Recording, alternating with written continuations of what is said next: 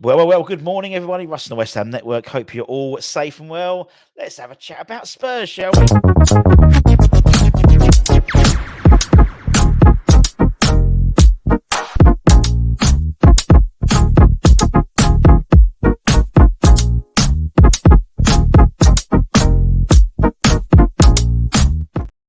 Yes, everybody. Don't forget to like, comment, share all that stuff. Don't forget the Christmas giveaway as well. Every day in Advent, we're giving you the opportunity to win some lovely signed West Ham memorabilia. All you got to do is just put a little comment on our Advent calendars.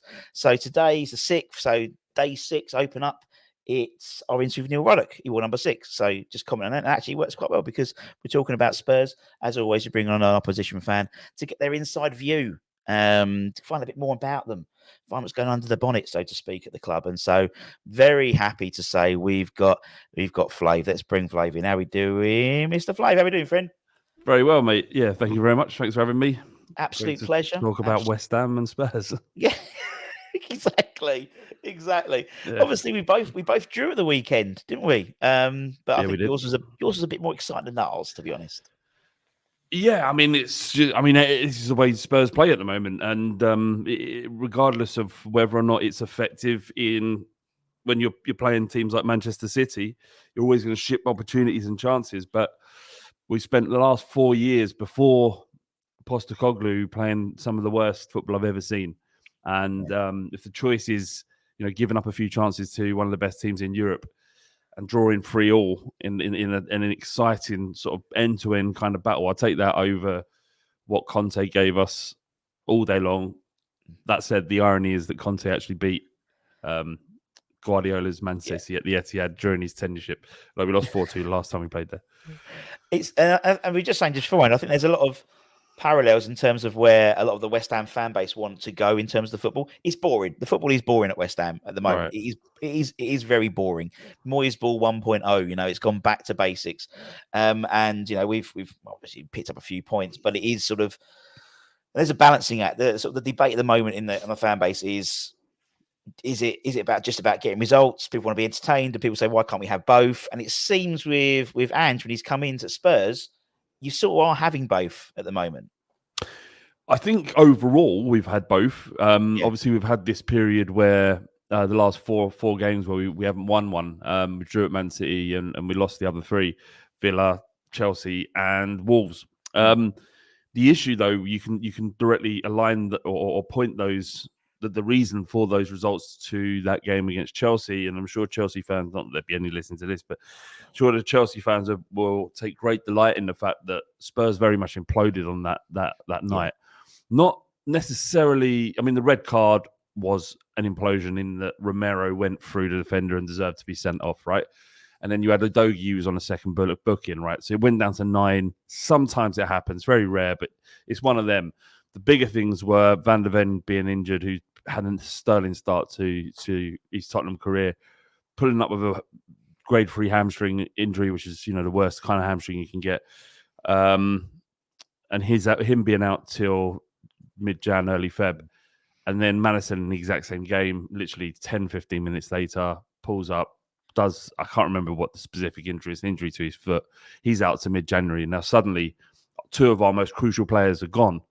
And you're like, well, we understand that this philosophy of Postecoglou won't change, but how do we manage it without our best players? And it's slowly getting back to where it was. It's a massive shift, being able to have Romero, Van der Ven, Udogie, and Porro as your back line. And then suddenly you've got 4 fullbacks, which is what we play at the moment. And Emerson Royal has never played centre-back ever for Tottenham, and he's played the last 2 games, including Manchester City away, as a centre-back. And then obviously you got Porro and Udogie as normal left-backs, and Ben Davies, who's naturally a left-back as well. So, but it's beginning to kind of work. It's not perfect, but it's working to as good as we can expect it to. Yeah. And obviously, 4-game winless. Hashtag enter West Ham. It's always the way. It seems anytime a side hasn't scored, like we had Neil Mopai. Neil Mopai hadn't scored for like 21 games. And then, he almost scored he almost scored 2, almost scored a hat trick, to be honest, when we played Brentford. And it's always the way with West Ham. And it's just one of those games where anything can happen. Form goes out the window, the West Ham Spurs games. Home or away, it's always exciting. It's definitely, I mean, it will be exciting, without a shadow of a doubt. West Ham, in terms of entertainment, I would say is up there with Chelsea in terms of how it Yeah. always pans out at home.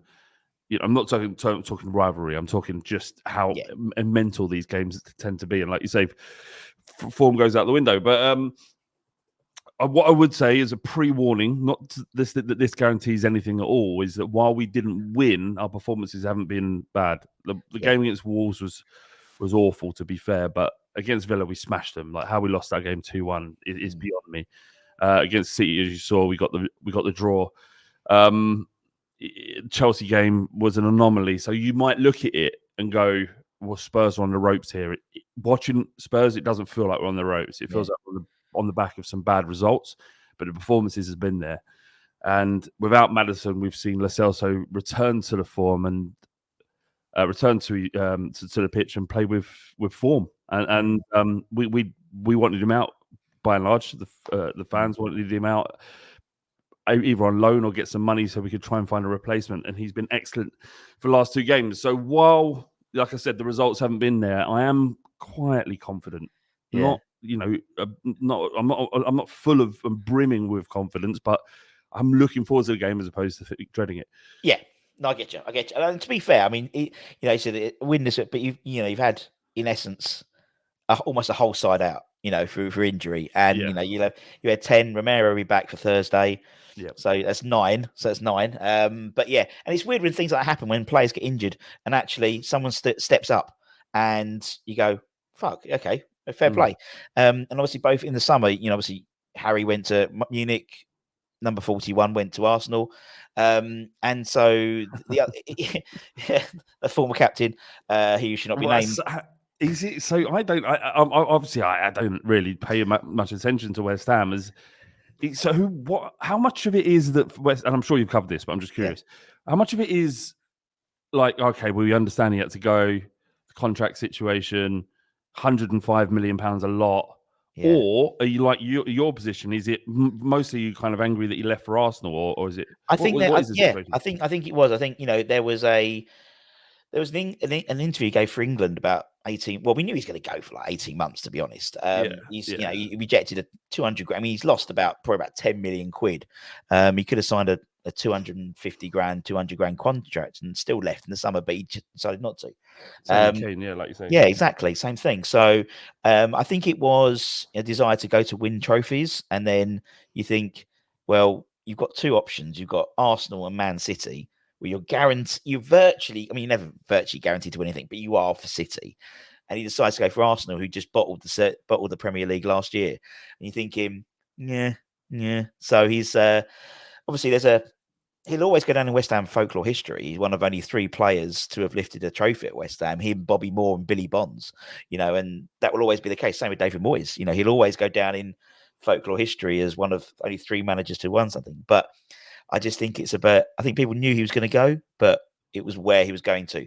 We had a similar situation with Lucas Paqueta in the summer when Man City went sniffing until we found out that it'd been, all the betting allegations. And people were like, yeah, fair enough. If he goes to City, yeah, you can't really blame the man. It'd be like sort of, and so we've sort of both lost sort of talisman, it seems, over the summer. And both sides haven't necessarily looked weaker for it, as you said. And I mean, we've obviously we reinvested it. Edson Alvarez, JWP, Kudus, some good players. But it doesn't seem like if anything, I think it's given players, it might be the same at Spurs, other players who maybe were under the radar more time to shine. Yeah, I agree. I mean, obviously, we're talking about Heung-min Son. Look, I agree that it's given players an opportunity to shine. Would we be better with Kane on the side? Obviously. Yeah. We would have scored. No one wants to lose Harry Kane, right? But it has created a vacuum for other players. One of the first things Postecoglou came in was to replace Harry Kane's influence in the dressing room. Was firstly to make Son captain, really well liked. He's captain for his country. He knows what he's doing, right? Yeah. But he also created this two vice captains, effectively. They never really officially said it, but you knew there was 2 leaders. James Maddison is our vice captain.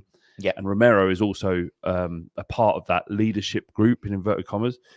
And so there was this new sense of ownership, of saying, actually, right, well, Kane's gone. What do we do now? And what we saw is a level of togetherness I've not seen for years at Spurs. And partly that was down to these bunch of lads taking ownership of the squad, but probably more to the point, Postecoglou's ethos and his ideas coming into that dressing room also created that as well. To case in point, at the start of the season, for what this is worth, Son, players do the huddle. Doesn't mean much. You see it all the time. But what Son decided to do is do a huddle right next to the away fans. Now, as a fan who goes to football, right, that might have no bearing at all on how you play. But having that connection with the player, totally. They've noticed you. They realise your importance and they value it, right? That, as a fan, is pretty much all you can want. That and running a lot on the pitch and trying to see some quality, right? But that connection was suddenly there that had been missing for years. And I think a lot of it came from Heung-min Son rather than Postecoglou. Yeah. No, I think. Do you know what? It's very similar, Flav, in terms of us. I think we, in hindsight's a great thing. And I think we all were number 41 fanboys when he was playing for us, and him leaving, I rate that, you're not even saying his name. I do rate it. Yeah, when the former captain left, he.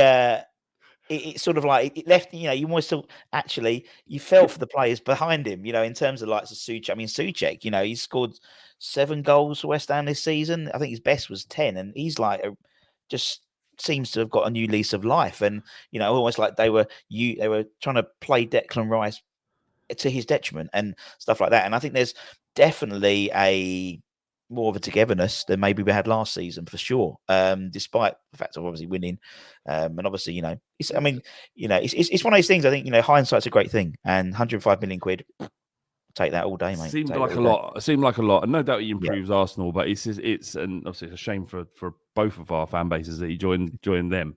But I think Postecoglou talked recently about the difference in quality between players in the Premier League. He said it's not huge. He says, we lose a player, you can replace that player. Yeah. It's just how well motivated are those players? Do they believe in what you're asking them to do? And the drop-off in quality isn't as evident as you'd assume it to be. We're never going to see another footballer as good as Harry Kane in my life. I will never see a number 9 at Spurs like him. But, Son has done this season just as well in filling that gap. So, just a player. Get on with it. Yeah. You're right. You're totally right. It's just a player, and I think also both came through the academy and stuff, and both were like, I think that was it. But yeah, move on, and as you said, we got the game on Thursday. Obviously, Lanzini doesn't play for us anymore, so that's one person you'd have to worry about. Where did he go then? He went to River Plate. Went back home to River Plate. I always rated him. I always thought he was really good and underrated to some degree. Yeah. So he went back home, and that's good. So I didn't realize he'd left. Yeah, so he's gone. So you're okay. And I think, I mean, looking at the side, obviously they got the players you got out as well. Obviously Romero comes back into the side, but pretty much with that, it's changed. It's going to be pretty much the same side you played against City, really, isn't it? That's all you've got, really. Yeah, I mean, look, it depends what happens. Like, so the team that started, so this is what you went for. You wanted to maintain this sort of hyper possession, hyper attacking, possession-based football, right? And what his solution to losing all his players has been, the back line will be what it is. Yeah. Royale will come out and Romero will go in, but you'll have Ben Davies on the left-hand side. Yeah. And then in midfield, what was interesting is when we had Bentancur started his first game in 8 months, got injured, and now is out for another 3 months. But what he did to compensate for that was bring Basuma into midfield and Kulusevski off the right into the number 8 role. And then he played Lo Celso as a number 10. So he's got quite a narrow midfield, very wide wingers in Brennan Johnson and what would probably be Brian Hill on the left. And then up top, you've got Son. Now, if it appears to be that West Ham are having more of the ball and creating more opportunity than we would like, I know I've seen your stats in terms of possession-based percentage. But if you're getting opportunities which are seemingly too easy to be created, and that's one of the risks with the way we play is that we can be open at times, then what he'll bring Højbjerg into midfield and bring Hill off as he did against Man City, and we looked much more secure in the first half. So we've got a couple of things we can do. Nice. But I'd challenge anyone who's not, someone who doesn't swat up on other teams, a standard West Ham fan, right? to look at our bench yesterday and pick one player off it that they would start for West Ham. There isn't one because we're decimated. We had 4 academy players on the bench yesterday. Well, a lot of West Ham fans would want them on there. They're low on the academy. You know, it's all about the I mean, academy. I get it, but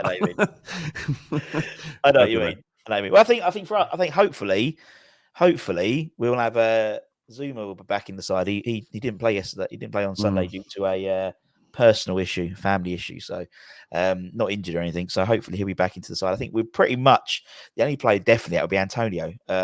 Which is again, he fucking loves a goal against Tottenham as well. So he's out as well, is he? Yeah, he'll be out till mid-December. Like, I know. He causes us mayhem. Like he's to be fair to him, he's done amazing for his. What would you call him? Like you call him an archetypal number 9, right? An old-fashioned centre forward. Well, he does great for somebody. He's probably the best worst footballer in the world. That's what I was trying to get at without being rude. Yeah. Be rude. The man. He's done incredible for the ability. And you know what? It's his mental aptitude that meant that he could play through the positions. I think he started at fullback, if I remember rightly. Yeah, we signed him as a right back. We went right wing, and and legitimately a handful for any defense. So that's good news. Yeah. Well, it is. It isn't because it is. Because we don't have a focal point at the moment. We have, at the moment, Moyes has decided he wants to play Jarrod Bowen up front because playing a non-striker in a striker's position seems to be what he does all the time. And so, Jarrod is, bless him, not the striker option. But we'll see. Can I ask you a question about your midfield? And of course. So obviously, I think a lot of the battle will be done for Spurs in midfield. Paqueta, Ward-Prowse, and Alvarez and Souček. How does that? I know Kudus he's much more attacking of those lot, but how does that shape up? So we'll probably we'll have a back 4, and then we'll have we sort of play a 4-1-4-1. So we sort of play there's the 4, obviously the back 4. Kurt Zuma coming in from Mavropanos, hopefully, because he basically cost us a game on against Crystal Palace. And then Adson Alvarez is basically an out of the box CDM, and he would just sit, and he should just sit there, but he seems to be coming forward quite a bit, which I don't like. Moyes' hard on at the moment. He's putting Paqueta on the left, so it's almost like as a left wing. Is it a waste? Does that feel like a waste? Totally. It's a total waste. So he'll play. The 4 will be Paqueta, Souček, more as a pushed up, almost as a 10, with JWP, and then Kudus on the right, and then Bowen up front. Now the trouble is totally right. Paqueta is completely wasted on that side. He doesn't actually play left wing. He's on the team sheet as left wing, but which means there's a massive space for Emerson to run into, but there's no support. Towards the end of the game against Crystal Palace, he actually put Kudus on the left. He put Paqueta in the middle, and then put Bowen on the right-hand side. And we looked a lot better, unsurprisingly, when players are playing sort of the right position. It's incredible. Did you just say that there tends to be space on the left-hand side? Loads. Really? Because that might be a position that you might need to look at, because if you give Brendan Johnson exactly, so quick. Yeah, loves running, and that'll be interesting. Because Paqueta was like drift in. He'll just drift in because that's not what he's used to. Obviously, ideally you'd play someone like Ben Rama or on the left hand side just to give it some balance. But then it means losing the midfielder, and you never do that. I mean, he takes off everyone else apart from Souček. I look at your squad, and it looks like you could be a lot more attacking than. Oh yeah, totally. You've got some good players on the bench. Yeah, amazing players, and we've got Divine and Barmer, who's basically a ready-made replacement for Antonio. He's 18, he's raw, but he's brilliant, and you think him, and then you could just make the team around him. And I think that's the frustration for a lot of West Ham fans is you look at the way we're playing football, and you look at the players we brought in, the likes of Lucas Paqueta, Mohamed Kudus, who's getting stronger and stronger. You just can't shove him off the ball. He's so strong. Paqueta and Emerson, when they're playing, and someone like Ben Rama comes on, those 3 together play lovely football together. Bowen's playing well, and it's frustrating. And JWP, you think, with pinging balls across and things. Yeah, it's a very frustrating time for a lot of West Ham fans. But yes, so obviously, we'll get predictions in a minute. But obviously, we're going to blink. We've blinked and it's December. We're going to blink again and it's January. Who's going to come in? Who are you going to get in January? Oh, well, we need about 10, but the what a centre back is without a shadow of a doubt, centre back is, and it has been since the summer, be the area we need to improve on. So we talked about when we were top of the league, right? Way back then, when we were top of the league, was it 8? Played 10, 8, won 8. We all fucking ate at that time. Let's be honest. Drawn 2. Just to remind you about that. Yeah. We was looking at it and going, well, what needs to be happen to maintain this? And one of the things we come up with was we're not allowed any injuries. We can't have any injuries because the drop off between the first 11 and the rest of the squad is massive. Yeah. And we're just at the start, right? So we're just building. So, it's always going to happen. It's not like a criticism too much that, we accept the position we're in. Yeah. But one of the key areas was centre back. If we lost one of them, we'd be in trouble because Romero without Van der Ven is not Romero. Yeah. Yeah. So when Van der Ven and we lost Romero for 3 games and Van der Ven until January, we're like, oh wow, now we're going to see what we're about.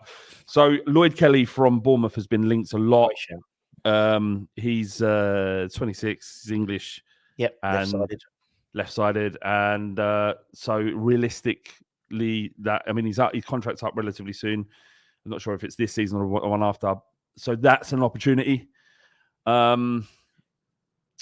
There are many more. I don't know. We get linked with players all the time. You never know. But yeah, if we bring in at least a centre back and maybe I would have said a creative midfielder like a 10 or a left winger, right?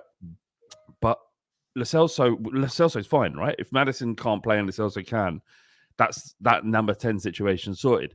So it would have to be left wing because Richarlison is miles off the level that we need.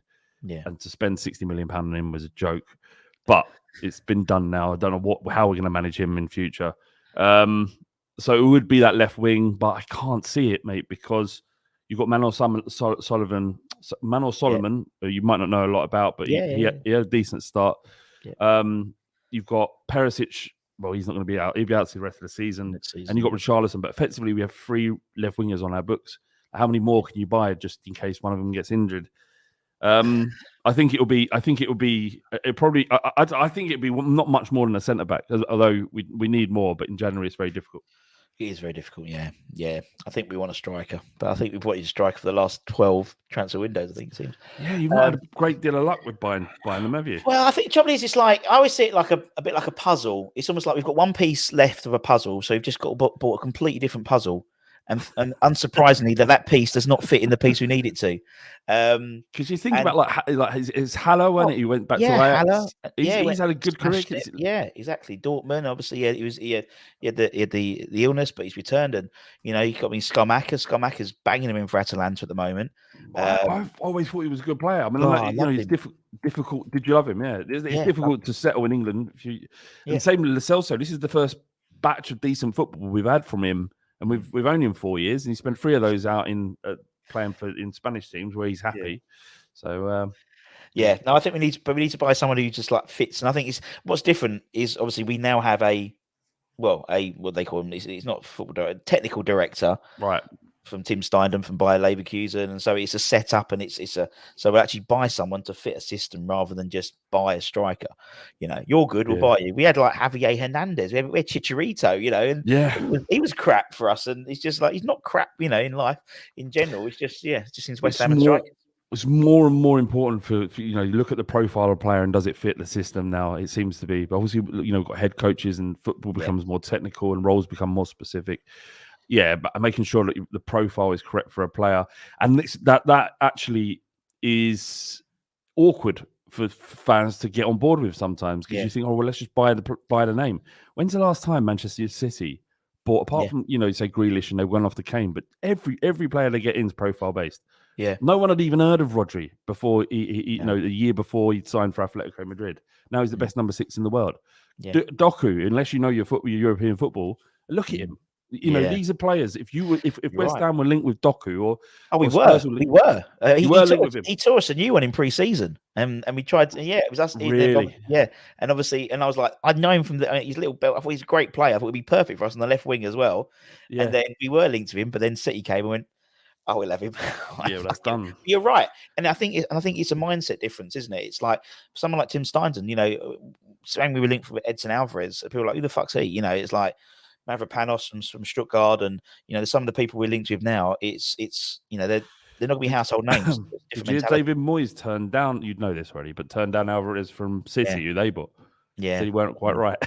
weren't quite right, and then he goes on the Diary of the CEO podcast and That's it. reveals it. Yeah, I know. Yeah, just shut up. Like, do yourself a favor. Shut up, because he'll be a generational star, and it's like just ridiculous. Yeah, I mean, yeah, we'll see what happens. But as I said before we started, it's almost like because you've got the new sporting director in, and they seem to be working from the ground up in terms of the academy and having a system all the way through the academy. It is a bit like, as I said to you, a bit like Moyes is standing on the escalator on the left-hand side and everyone's trying to get past him. And so I think, he's like the last bastion of being an old school manager. Unless everything fucks up, he'll be the last ever manager we have at West Ham. They'll be head coaches from now on. So yeah, it seems to be the way. It seems to be the way. Right. So you said you're vaguely you're quite confident for Thursday. What's the score going to be then? I'm never confident, but I'm looking forward to the game, which is generally a good sign. I think. I think Spurs will win 3-1. Yeah, probably about right. I always go for 2-2 because I'll go for Desmond everywhere because both teams will score because both teams' defenses are shit at the moment, and it makes no sense because we've got some really good players. What always surprises me when we do opposition fan chats is how many players have played for both sides, and it always obviously Spurs, West Ham, the likes of Jimmy Greaves and Martin Peters and stuff like that. We usually do a little game because we like to keep it fun at the end, and so usually we have my esteemed colleague Anton, but he's not here today. So and obviously it's coming to Christmas. Christmas. So I'm a big fan of Pictionary. So I've created Player Pictionary. Trademark pending. So hands off, James. I know you got it. So we're going to play a pick, and it's just a bit of fun, Flav. Just to finish off the chat. So let's have a go. Right. So who's this player? I'm terrible at this stuff. Just the three? Yeah. Share. No, sorry. Teddy Bear. Teddy Sheringham. Teddy Sheringham. Sheringham. That's very good. That's it. You see, who's this? This one's a mid-90s player. I haven't gone for the obvious players of West Ham and Tottenham who've played for both sides. It's Yes. Is it Ili Dimitrescu? Yes. Is Ili Dimmer Tres. Dimmer Tres, as in three in Spanish. Cute. Yes, of course. You see. Told you this is new. What about this one? Freddie Canute. Very good. You see, you're getting it. Easy one. Who's this one? Now that's a cup of coffee. It's a cup of coffee. It's called a Joe. Joe Hart. Yeah. Can't believe he played for both clubs. Who else? Let's have a look. Who else we got here?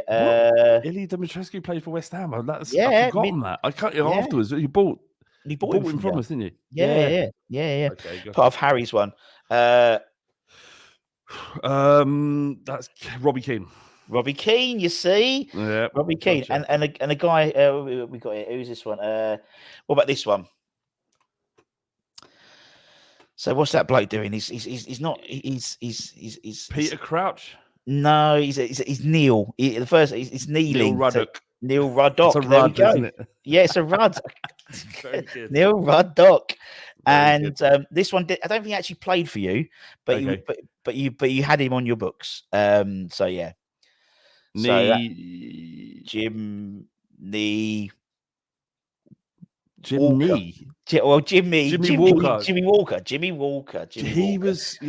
We signed him as like a third choice goalkeeper way back.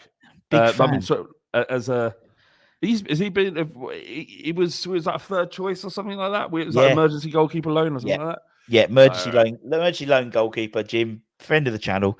So I had to keep him. I actually texted him. Did you actually play for Spurs? He went, nah. It's okay. So there we go. Didn't make any appearances. Okay, nice one.